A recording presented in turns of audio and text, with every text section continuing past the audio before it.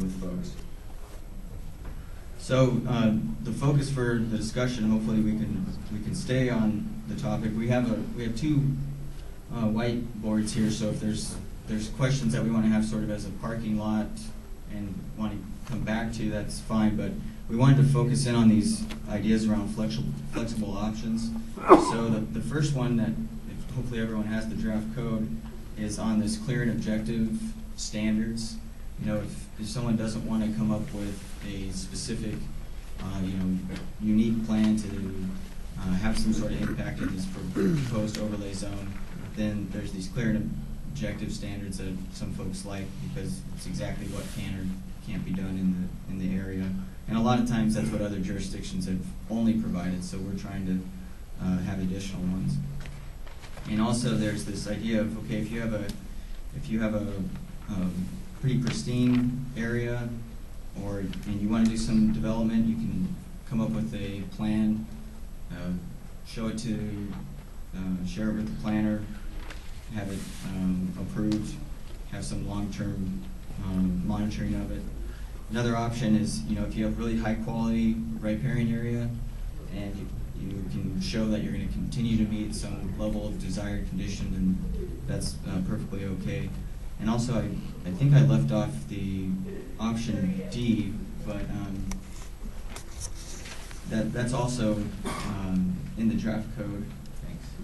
Oh, right. So it's the idea, and this has been applied elsewhere for different planning rules, but there's this idea of variable buffer widths on page 9.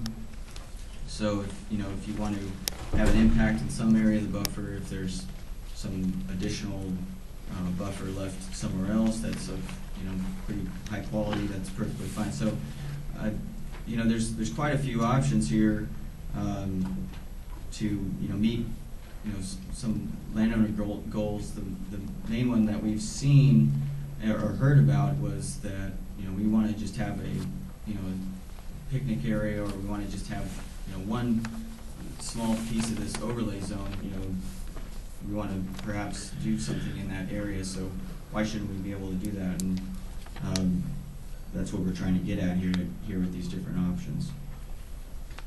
Something else I wanted to go through that's more along the lines of the inventory and tools that we have for this project and for other projects is this what's called LiDAR, or remote sensing, which is high resolution imagery of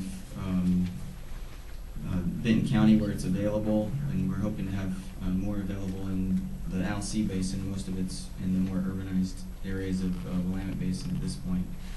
But what you can do is, if you had an issue with delineating this riparian corridor, you can utilize this remote sensing information we have in the inventory, if you review it, to determine exactly where the stream channels are. You can actually look through vegetation, determine where side channels, remnant side channels were. So it's definitely a helpful tool. But also we've acknowledged that obviously you have to have someone go out there on the ground and check it. If there's an issue that someone says this is way off, then we have to go out there and do some more field checking. Just another idea of keeping the resource in a pretty high quality condition. And again, this is a good way to stay in touch, ask more questions, and learn more about the project if you're interested. And I don't know if we got time for questions or if we want to move on to code, or if you want to. Again, what represents an improvement versus a maintenance and that sort of thing? Yeah, just quickly, the focus on water temperature is a good one, especially for the Willamette Basin. But as stated in statewide planning goals and our comprehensive plan, there's other reasons for protecting riparian wetland resources. Benefits I was talking about. Now, the temperature issue, yeah, and you brought that up at other meetings. I think it's one where we can always have more data, and we probably should have more data. But as Benton County, we're somewhat limited in getting baseline data on those streams. So we're often utilizing what's readily available. Then how do you establish the natural condition? If there are rules that have to be applied to restore to the natural condition, how do you define that natural condition? Well, we can get into that. I see Chris really wanting to weigh in here, so maybe I'll turn it over to Chris and then we can move on to new questions. We established natural conditions looking at, I'm with the Oregon DEQ, my name's Chris Bam, I'm a Willamette Station Coordinator. Please go up to the microphone so all of us can hear you. Okay. Yeah, I wish this was wireless. We established what is the system, what we call system potential vegetation in all the various subbasins of the Willamette Basin. And we did that looking at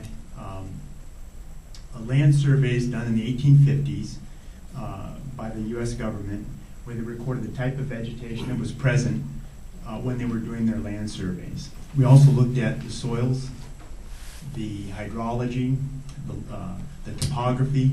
All these features factored into what a riparian area could support based on that kind of data. And with that, we modeled what the system potential vegetation looked like and what the type of shading it provided, and basically the type of thermal load that a stream system experienced. And that's how we came to the shade targets, which are in the TMDL.